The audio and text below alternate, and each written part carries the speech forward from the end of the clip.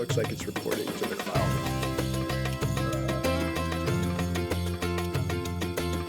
Okay.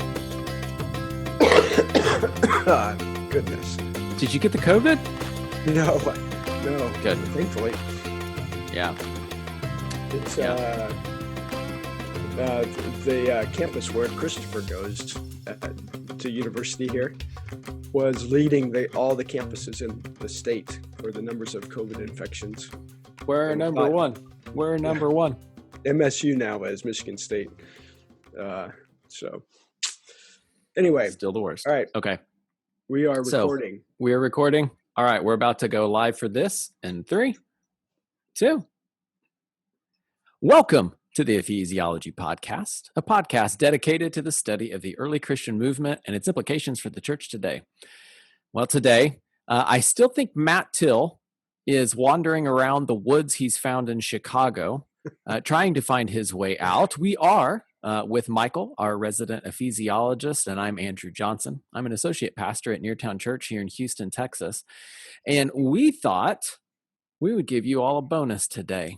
Now, if you have listened to this podcast for any length of time over the past few months, you have heard us talk about the Ephesiology master classes.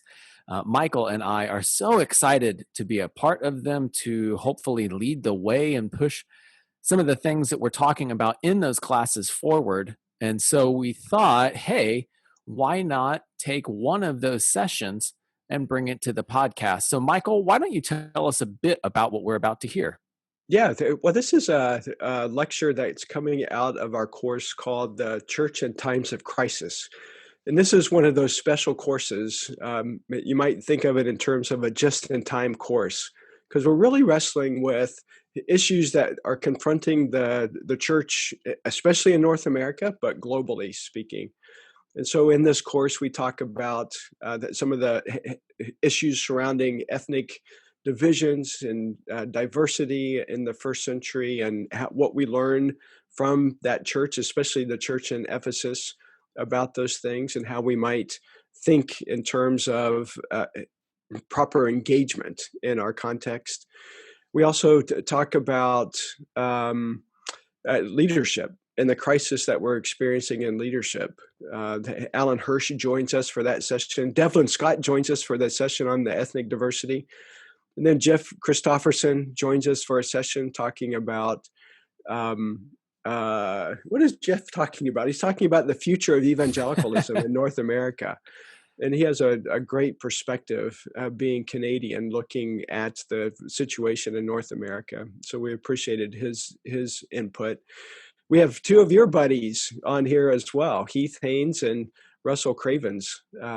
Heath talking about how you push leadership out to small groups in times of crisis, and Russell just doing a wonderful job talking about the role of the sermon in times of crisis, and have very much appreciated all of these guys and their participation.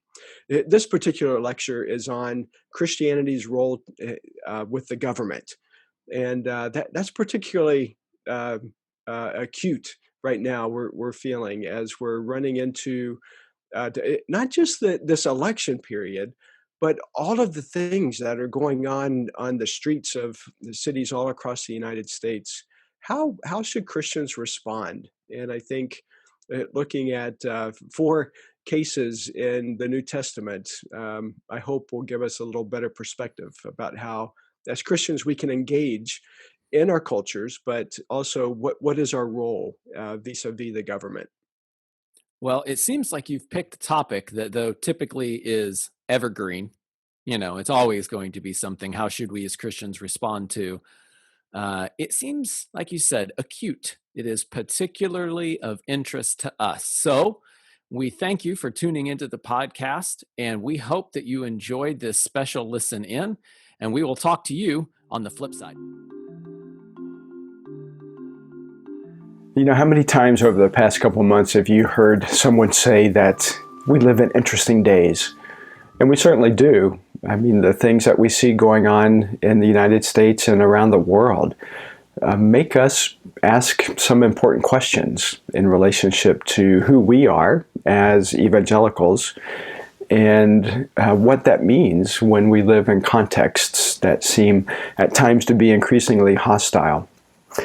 And so I'm excited that in this session we'll begin to kind of jump into this topic of Christianity's relationship to governments.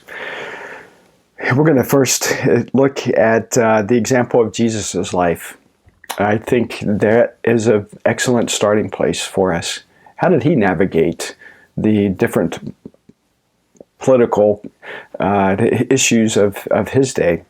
And then we'll briefly consider the early church's relationship to governments as we take an overview of the book of Acts. We'll then move to the city of Ephesus, where Paul encourages Timothy in his work with political leaders. And then finally, we'll look at Romans 13, 1-7. This is perhaps Paul's clearest teaching on a Christian's relationship to governments. And I'm hopeful that teaching will give us some guidance as we wrestle through in the 21st century what our relationship is with governments. And so first, let's acknowledge that we have quite a dilemma.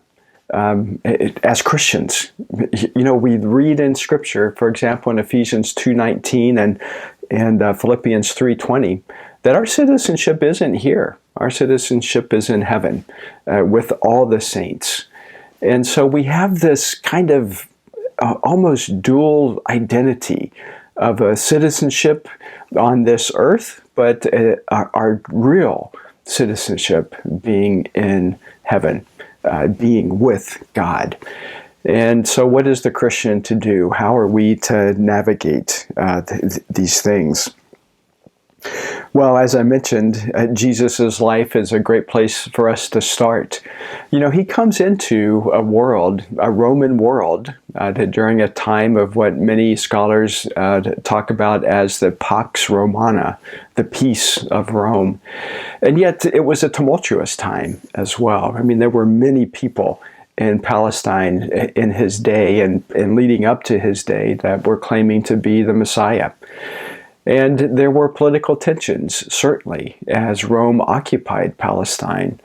And so Jesus comes into this very interesting period of time.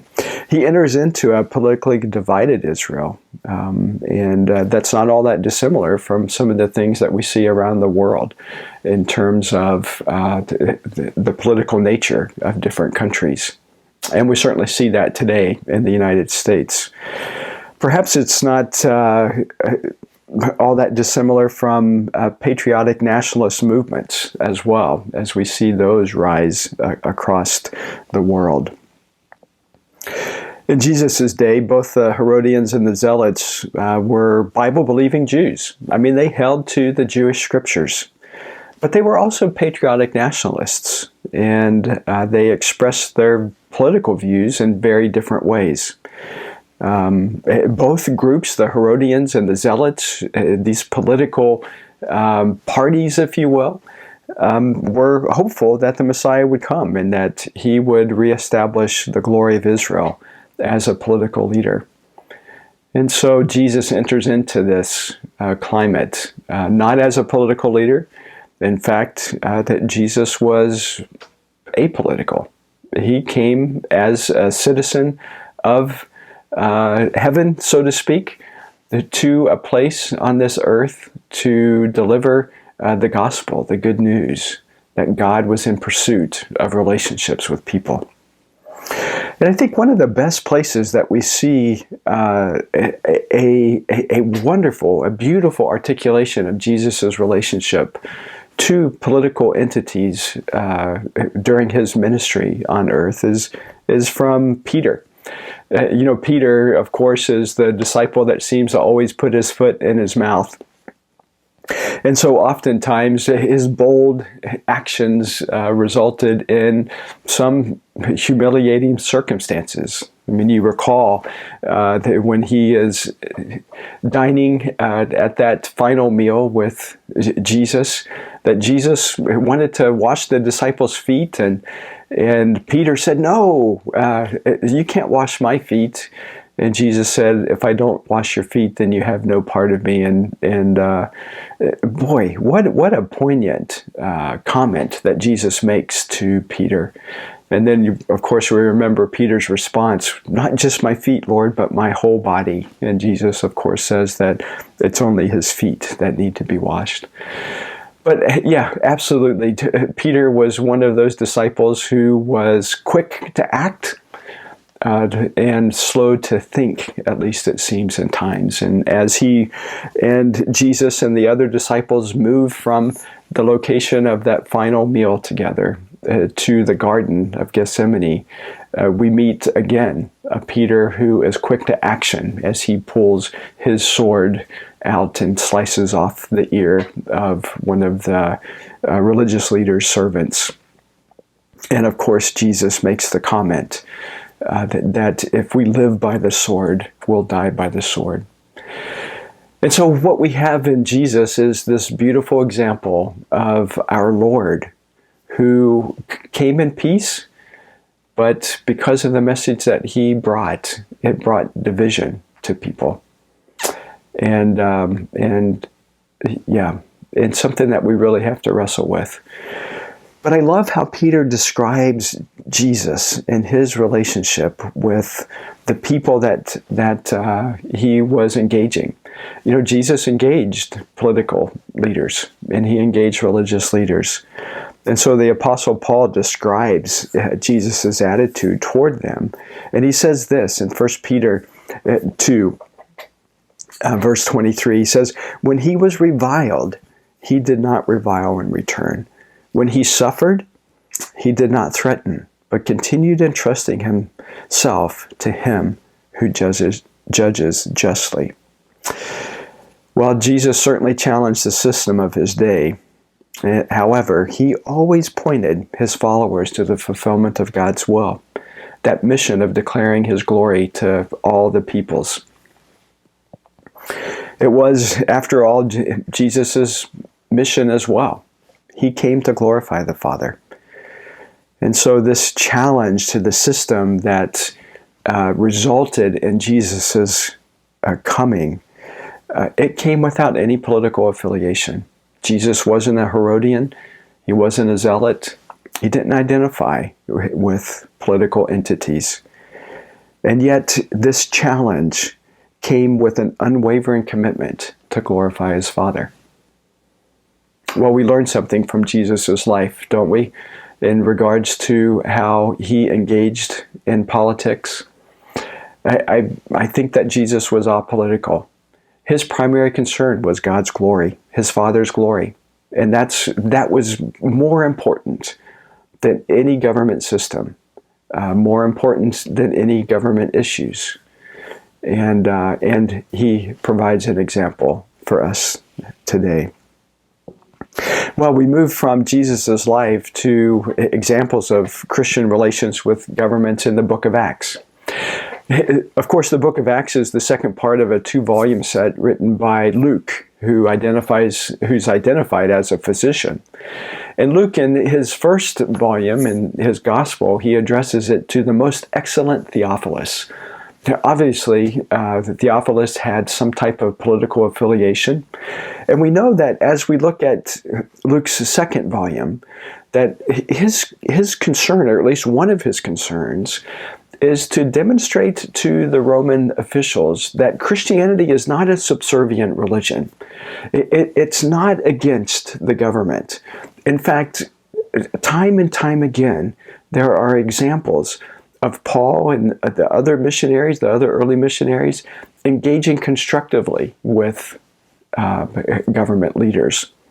And so, for example, one of those accounts is in Acts 13, when Paul and Barnabas engaged Sergius Paulus in Cyprus.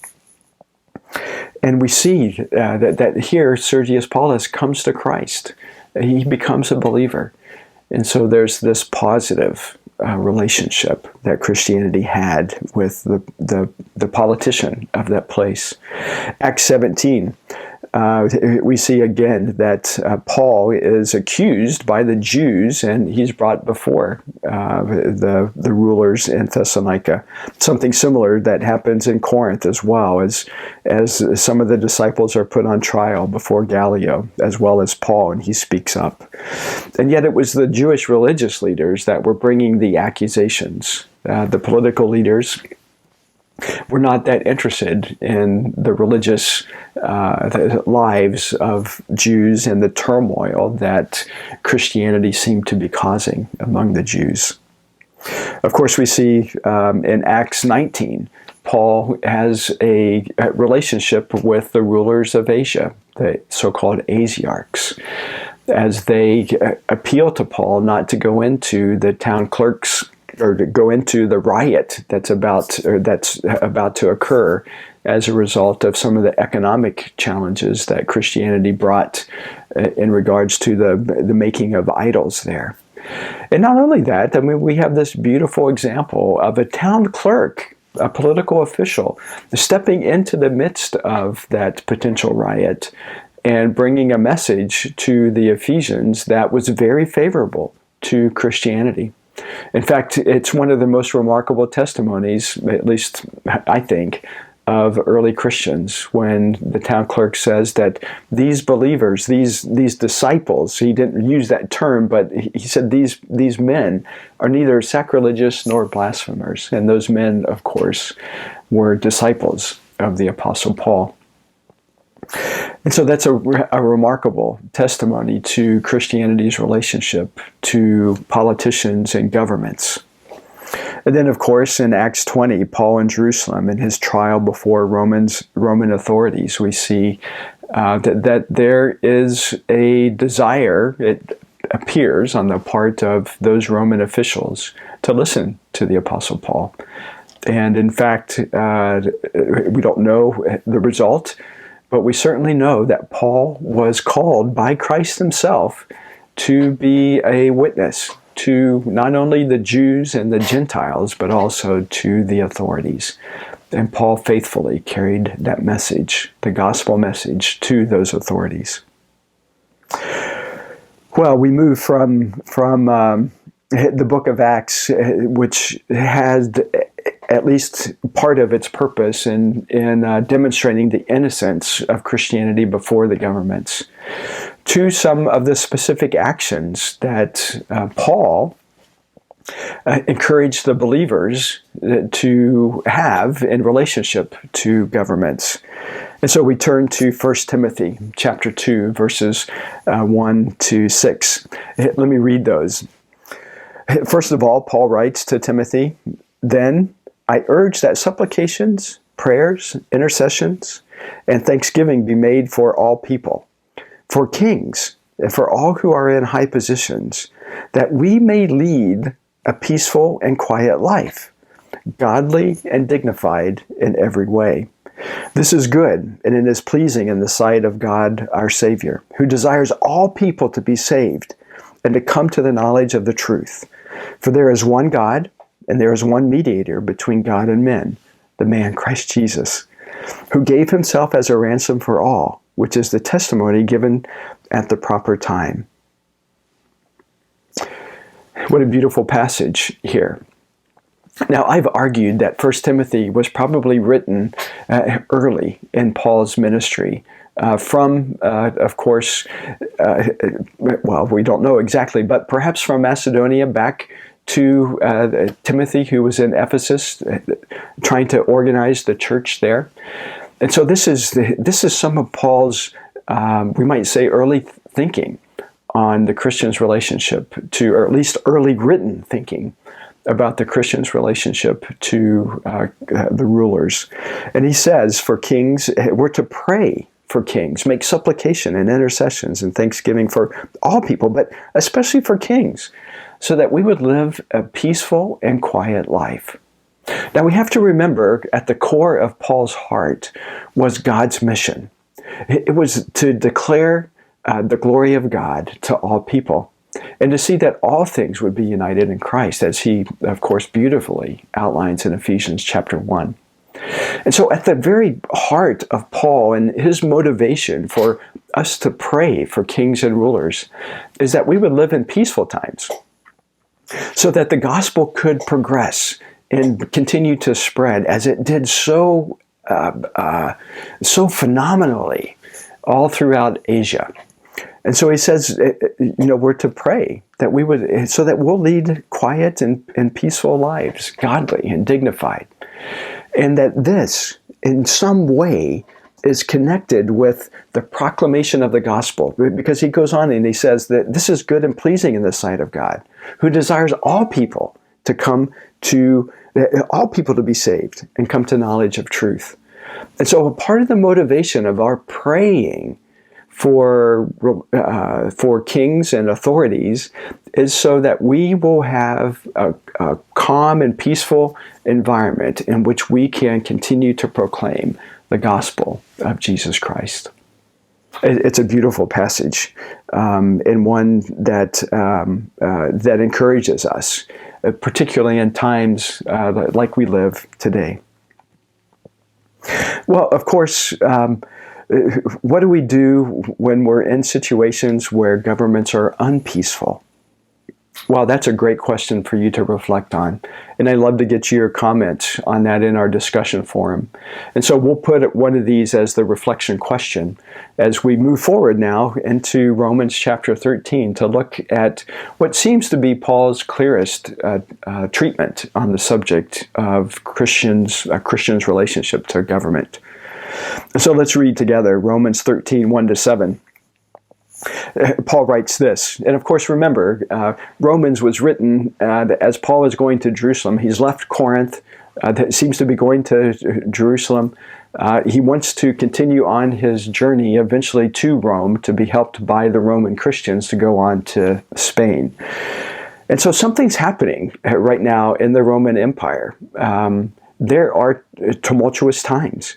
There's opposition to Christianity. And now it seems as if the opposition is not just from the religious leaders, but also now from political leaders.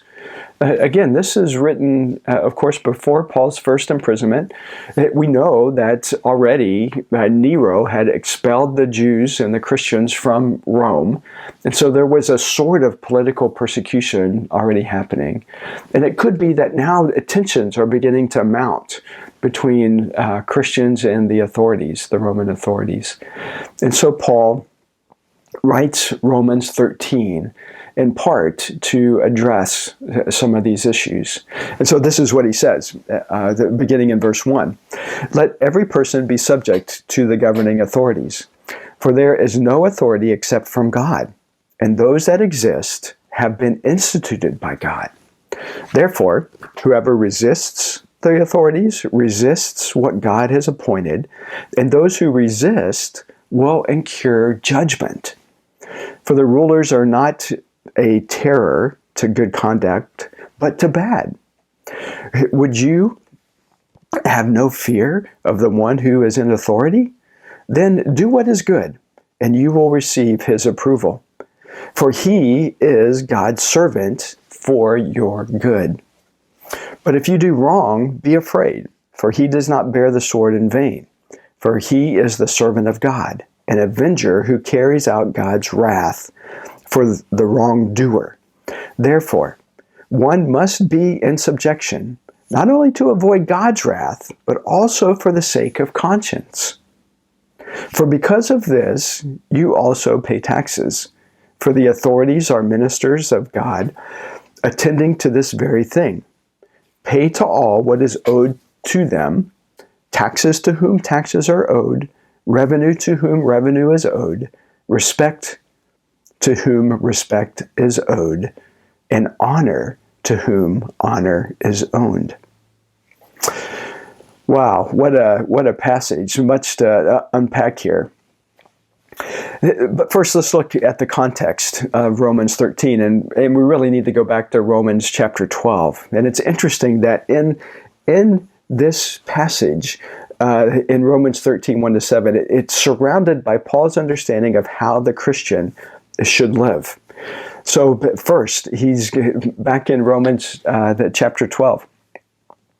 He says, bless those who persecute you. Wow. Boy. You know, in the context of North American Christianity, we really don't know what that means. We've not experienced persecution, but there are many around the world that have. And what a remarkable statement that Paul says, bless those who persecute you. It says something about Paul's heart, doesn't it? Second, he says, live in harmony with one another. You know, as much as is possible, in spite of the circumstances that we might be in ourselves, no matter how difficult or painful they might be, Paul's admonition is for us to live in harmony with one another. Romans 12:16. In Romans 12:17, he says, do what is honorable. And so a part of our engagement with governments is to do what's honorable. Part of our engagement with other religious leaders is to do what's honorable. Romans 12:18, Paul says, live peaceably with all. And now he's not just simply talking about living peaceably with other Christians, although that can present its own challenges, can't it? But he's saying to live peaceably with all people. No matter their political affiliation, no matter their religious affiliation, no matter their social status, their economic status, no matter their ethnicity, we're to live peaceably with all. And then listen to this. The fifth point that he makes in Romans chapter 12. Never avenge yourself, in verse 19. You know, it's God who is the avenger of the Christian. And in times when we will bless those who persecute us, when we'll live in harmony with one another, when we do what's honorable and live peaceably, God is the one who will justify us. And so we're never to take this into our own hands. The sixth point that he makes in the context of setting up Romans chapter 13 and our relationship with the government is this. He says, provide necessities for your enemy in Romans 12:10. Take care of them. Let your good works be evidence of your faith. And let those good works be what are heaped upon the other. Verse 21, overcome evil with good. And then he gets into Romans 13, and in the conclusion of Romans 13, in verse 10, he says this, love does no wrong to a neighbor. Therefore, love is the fulfilling of the law. So that sets us up then to understand what it is that Paul is trying to teach us in regards to our relationship to the government. And understanding that context of the Roman Empire is also an important part of what helps us to understand what Paul is getting at in Romans chapter 13. I've said already that tensions were beginning to mount between different religious groups, particularly the Jews and the Christians and the political entities of the Roman Empire. And yet that doesn't prevent Paul from helping us to understand what we are to do, what our responsibility as Christians is in light of who our government is. So he begins in verse 1 and says that governments have been instituted by God. You know, God is sovereign. He orchestrates things, and he orchestrates things for his good and for our good. For his good, so that the gospel will continue to be proclaimed. And so we need to look at the things that are going on in our world and understand that when there might be government tensions, what is it that God is doing? How is it that this might help to continue the propagation of the good news to all people so that everyone hears? And so verse 2, he says that resisting this kind of authority then is going to be as if you're resisting God. And so let's in essence, he's saying, just be attent. Be attent to what it is that God is doing.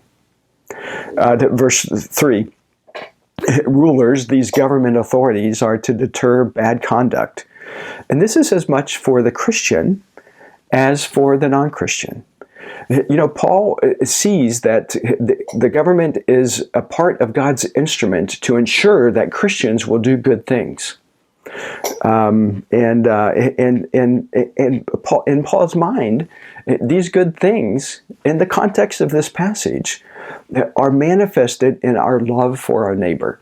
It manifested in these things that we were talking about before in Romans 12. To bless those who persecute us, to live in harmony, to do what's honorable, to live peaceably, to never avenge ourselves, to provide necessities for our enemies, and to overcome evil with good.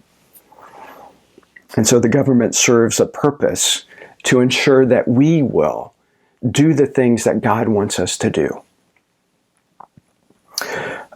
Verse 4, the ruler is God's servant for the good, as much for the Christian as for the non-Christian. And we need to be careful that if we do wrong as Christians, that God will bring the sword. And that sword in the form of the government will come against the Christian in order for us to carry out the good things that God wants us to do. And so God's wrath, so to speak, is going to come on the wrongdoer as much as the Christian who is doing wrong as on the non-Christian who is doing wrong. F.F. Bruce makes this comment in his commentary on Paul's letter to the Romans. He says this, that the state is thus charged with a function which has been explicitly forbidden to the Christian, and that's namely bringing the sword to others. Again, we're reminded of Jesus in the garden and his admonition to Peter. If you live by the sword, you'll die by the sword. In essence, Jesus was saying, Peter, this is not the way that we live. We're not going to respond violently against obvious the political and religious tensions.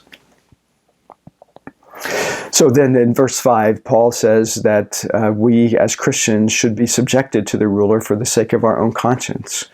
And so that means that we pay taxes, just as anyone else pays taxes. We pay revenues. Presumably, Christian employers are going to treat their employees in a just way and pay their income. And then we are to pay respect to others. So what does this all mean for us? Well, I see a couple things here. I do not see anything in Romans 13, 1-7 that is indicating that a government acting on its own self-interest is acting on behalf of a divine prerogative. Now, what do I mean by that? Well, for example, during the communist era and in communist Eastern Europe and the Soviet Union, there were atrocities committed.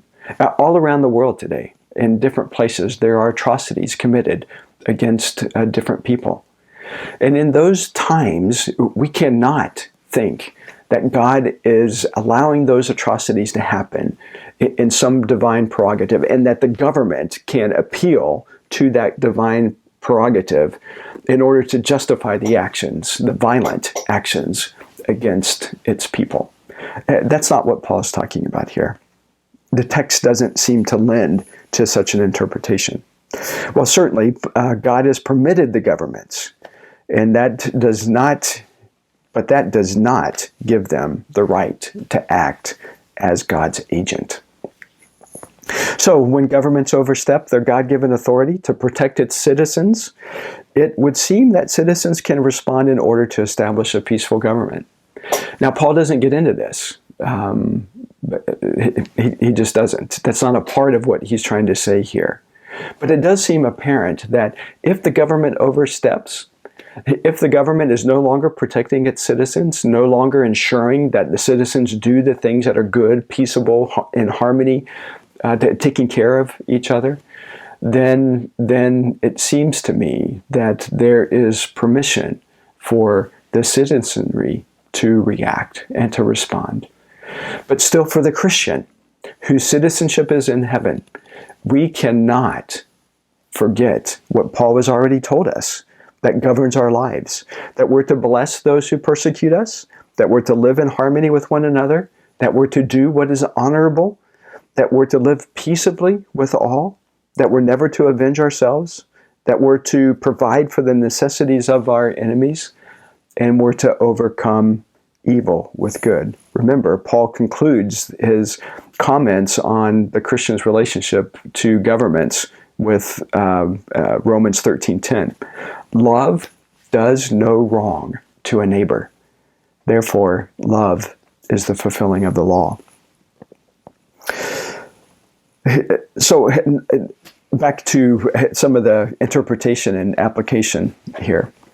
I do not see that the text says anything about a Christian's involvement in politics.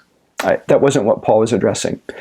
It does seem permissible for Christians, obviously, to be involved in politics. In fact, I would say that this is important, an important role for Christians to be a part of. We make that assumption just simply because of the number of interactions that Paul himself had with politicians, and even those like Sergius Paulus, who came to Christ.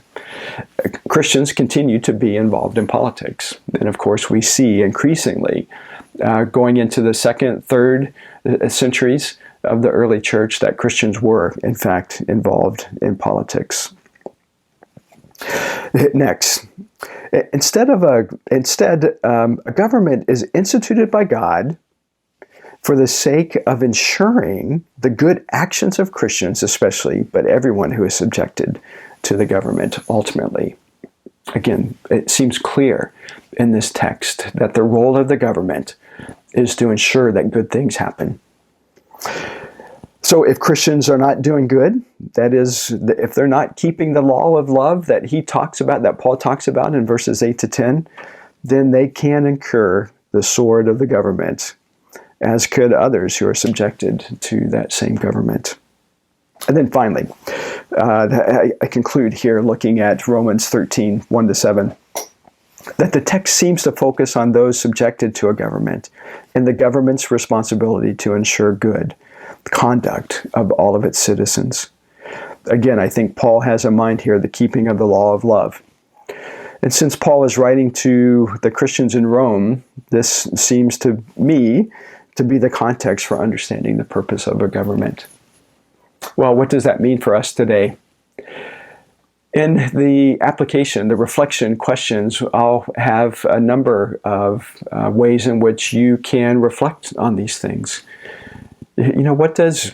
How do we look at Romans 13, 1 to 7 today in our context where we live in a world that seems to be increasingly intense? And so I hope that you'll do some reflection. I hope also you'll do some discussion with us through the discussion forum. So I'm looking forward to interacting with you as we do theology in community and as we try to figure these things out together.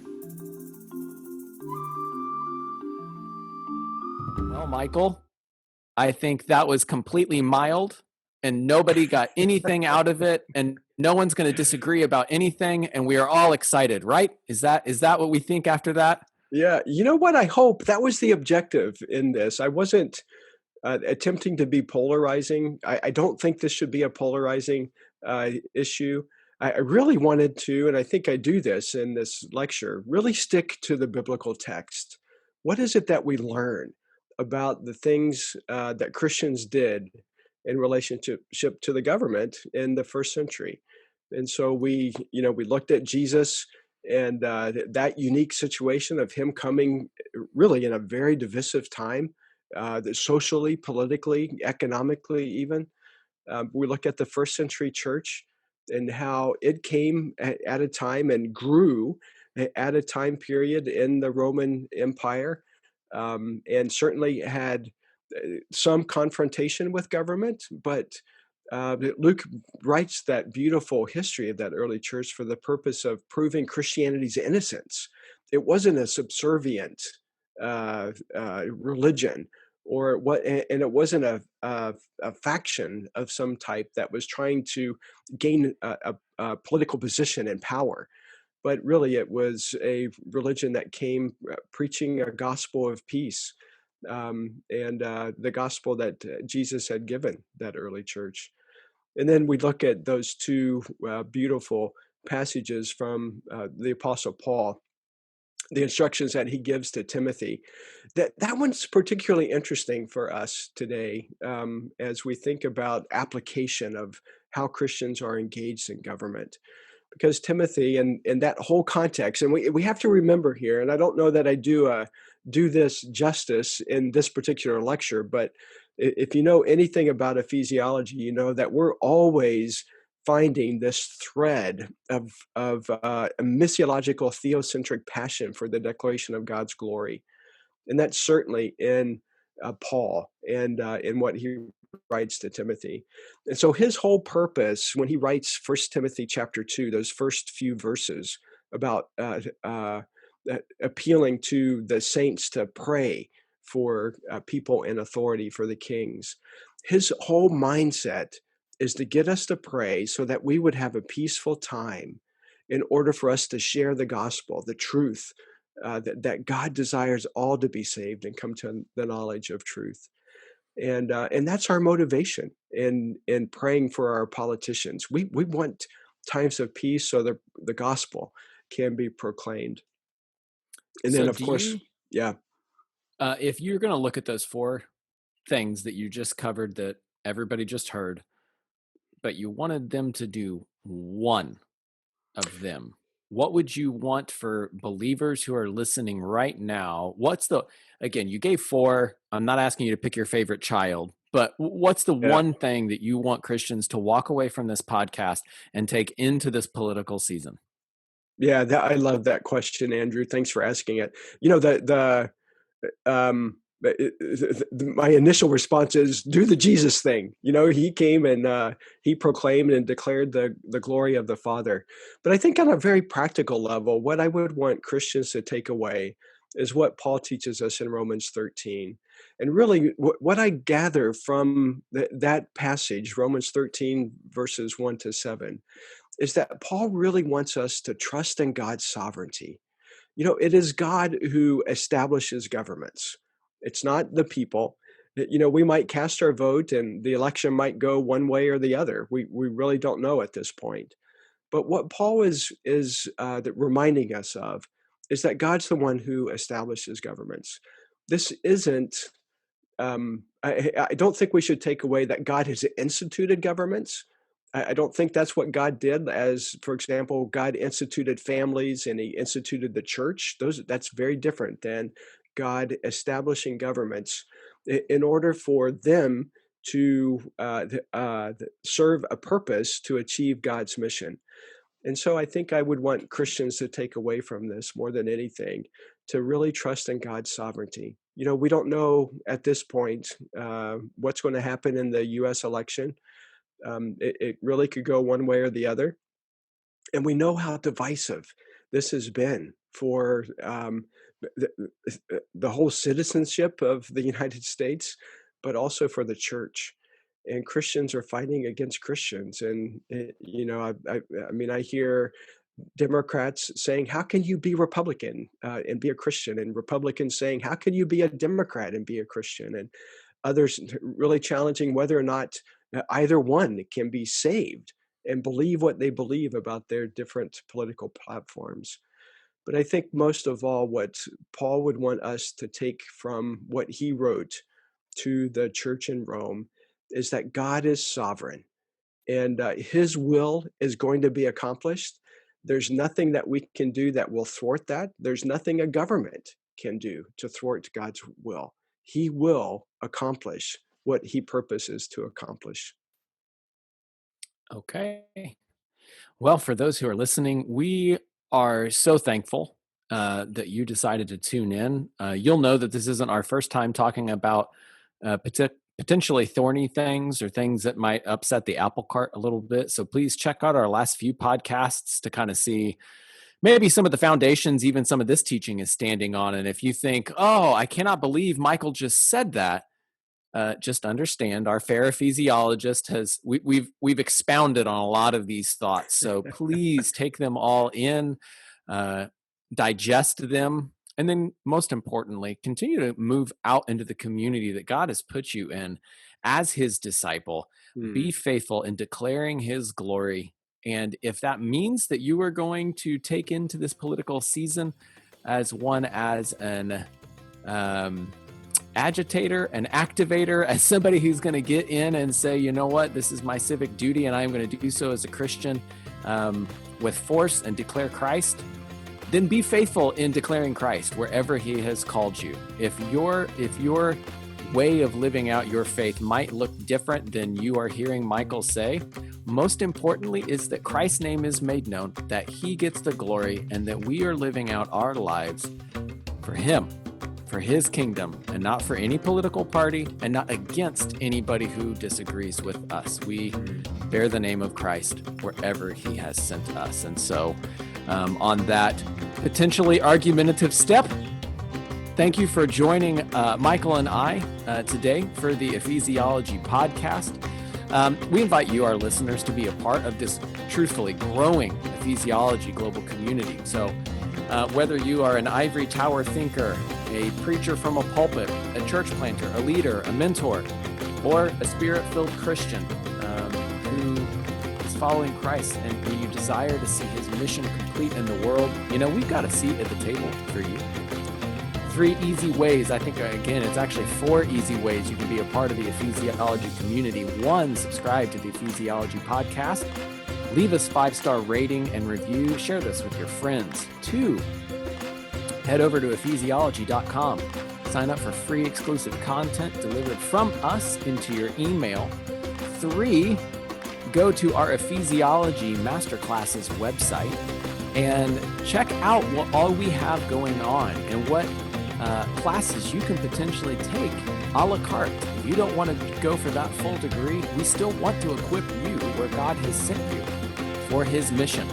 And 4thly, join our ongoing conversation on our Facebook page by searching Ephesiology. So, from Michael, Matt, and myself, thanks for doing theology in community with us today on the Ephesiology podcast.